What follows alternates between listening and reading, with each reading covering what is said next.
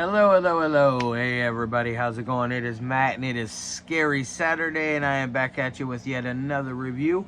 And before I roll on to any of that, I want to wish each and every one of you a great morning, evening, dawn, day, or dusk, all that lovely stuff, because life really is too short as is. Please do like, share, and subscribe. I love seeing your beautiful faces each and every day that I am here.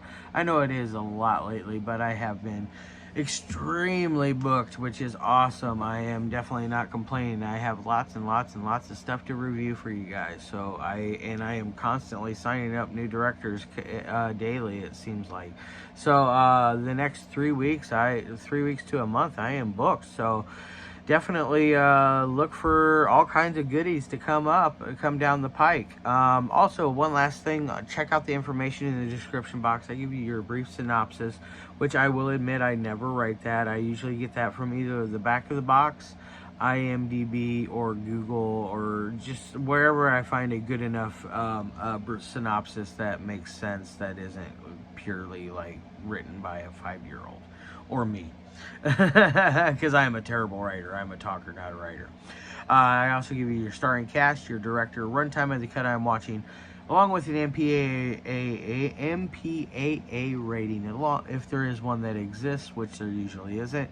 Some trivia if I find anything worthwhile of mentioning, a link for a trailer or a scene from the movie itself, and then sometimes with the super low independent stuff, I like to put down a place where you can purchase the film. I don't have a link for that, but I do have a link for where you can find today's movie to watch it. And today's movie is a very interesting and very bizarre ride. It was very fun. I'm very happy that I got to check it out. I want to watch it again already, just because it was so out there and different, and I feel like there's things that still need explaining. Like, I feel like this is one of those movies that if you watch it multiple times, you'll pick up more and more and more every time, which is very cool. I appreciate that very much. And this is none other than the 2022 film Pink Rabbit by, please do not be upset by this, but I am sure I'm going to murder your name, directed by the amazing Zetkin, Yikilmis. I'm sorry. I am so sorry for murdering your name. You did a very good job in this as Wendy, I believe or no, Martha. I'm sorry, you were Martha. Wendy, dear. But anyways, you were great as Martha in this. You did a very good job writing and directing as well. It is a very, very, like I was saying, bizarro world type movie. This is just wild. I think this would be a fun one to watch if you're hanging out with a group of friends and partaking in a little bit of smoke and maybe drinking a little bit, and just have a good time with it, because it is one that you do need to pay a little bit of attention to. So don't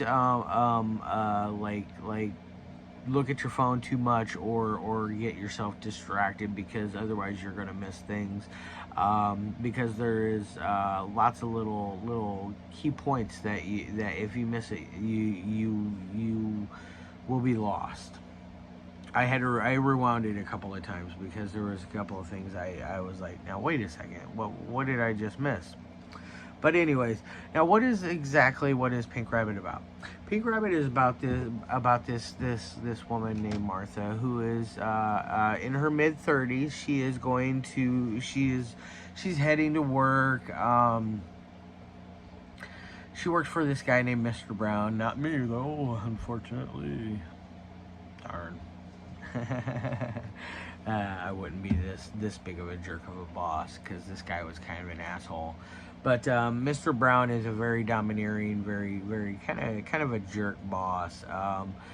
Doesn't care that Martha hasn't been home to see her child or her husband in days, and she's just really just burnt out, and she really just wants to be with her family, as I don't blame her. And at one point, she does receive a phone call from both her husband and her child, played by both. I believe, for sure the husband is her husband. I believe. Dominic, same last name. And then the child, I am guessing, is theirs as well. If not, I am sorry. He definitely. I would guess he is, because all the three of you guys had great chemistry together as a family. So you guys had that great family dynamic that really just interlocked and just you couldn't pull it apart. One of those kind of ordeals. When you do have the brief moments of that family.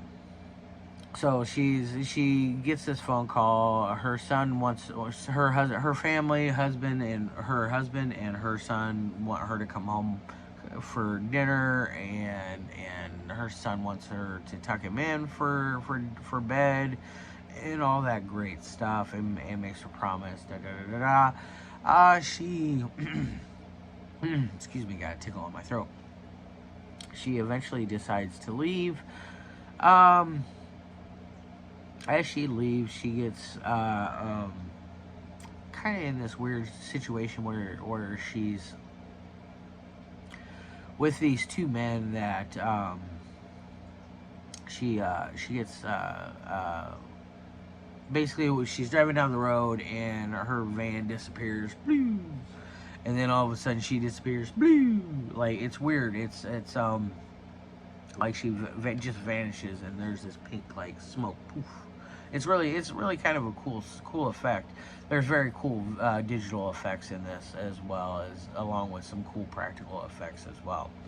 But she disappears. She wakes up in this room, and in this room she's laying on these bricks, and these bricks are very loose fitting.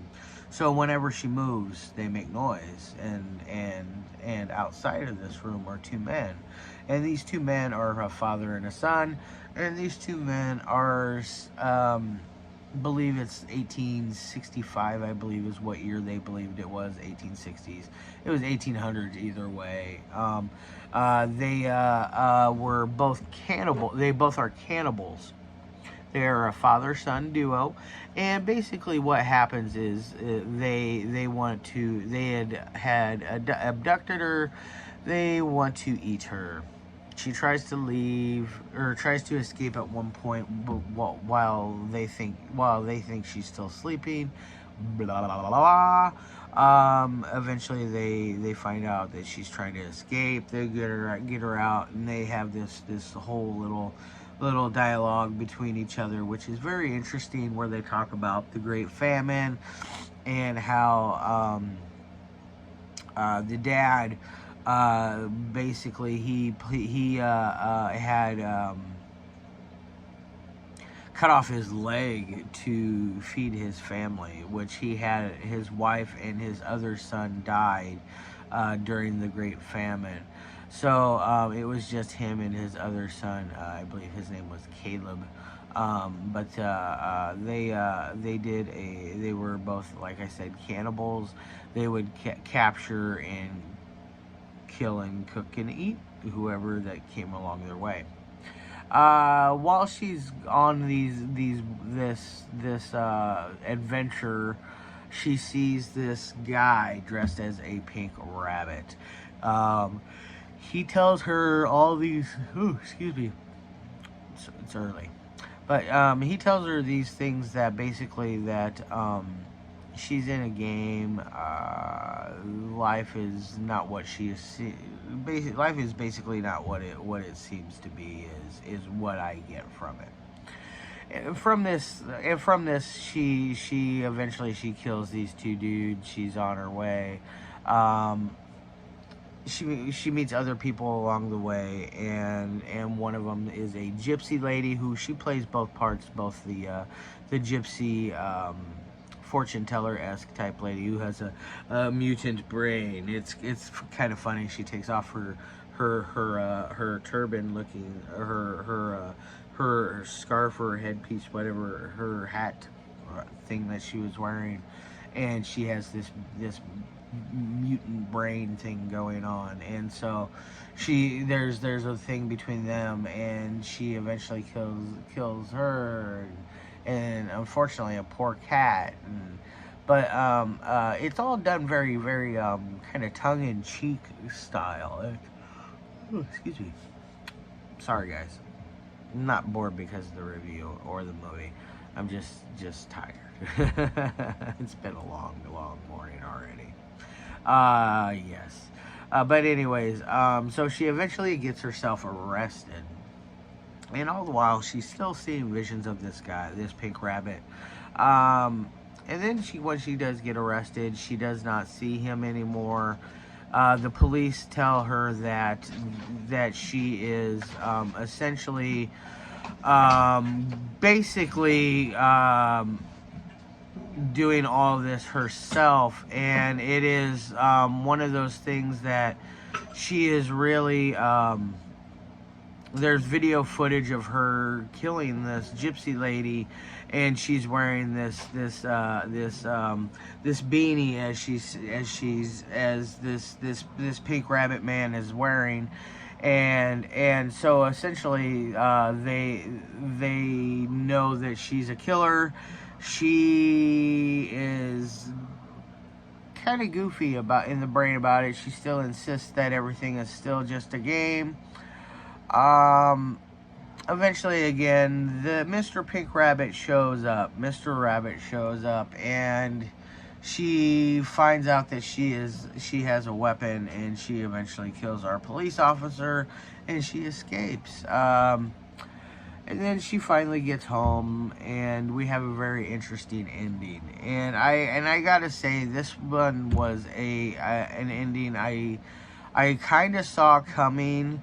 But I not 100% the direction that it went.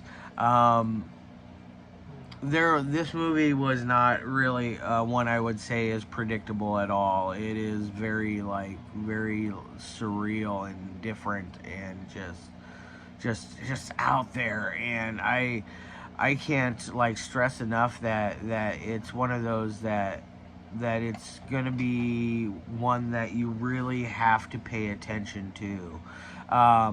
If you do not, you're going to be lost, and you're going to wonder what's going on in this film, and you might have to watch it a couple of times to fully understand it, I guess. Maybe one of those things as well. I can see this being one that I would like to watch multiple times. I could see myself doing that. Now, as far as any kind of technical abilities, this thing is just polished really well. It is very crisp, very clean. The editing is, my major things I always look for is editing, dialogue, and audio. The reasons being, editing, you can really screw up a film by having wonky editing. You can really screw up the pace. The pace is very well done in this. So the editing is nice and it's smooth like a baby's bottom. So I really liked that. I think that there is a bright future here. Very, very bright future. Now, as far as the dialogue goes, there's lots of fun dialogue. It's delivered rather well. There is times where I had to stop and pause it because I started laughing because some of the stuff that they say is rather hilarious, because there is comedy spread throughout this. Such as there's a whole thing with the father-son where they're talking about whetting thine hatchet, and it is hilarious when they go through that whole thing.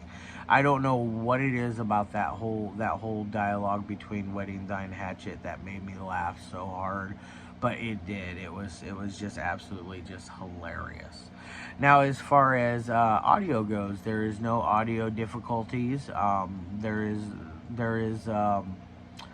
The sound works very well. I never once had problems hearing what was being said. It all came out very crisp, and the dialogue was like I could understand what was going on. So it met all three major criterias of my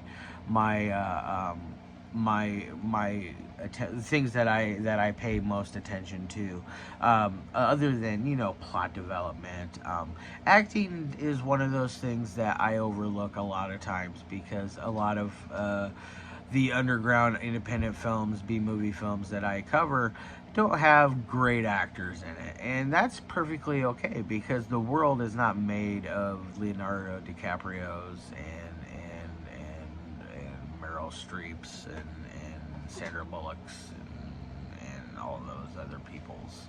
So therefore, you know, we have actors that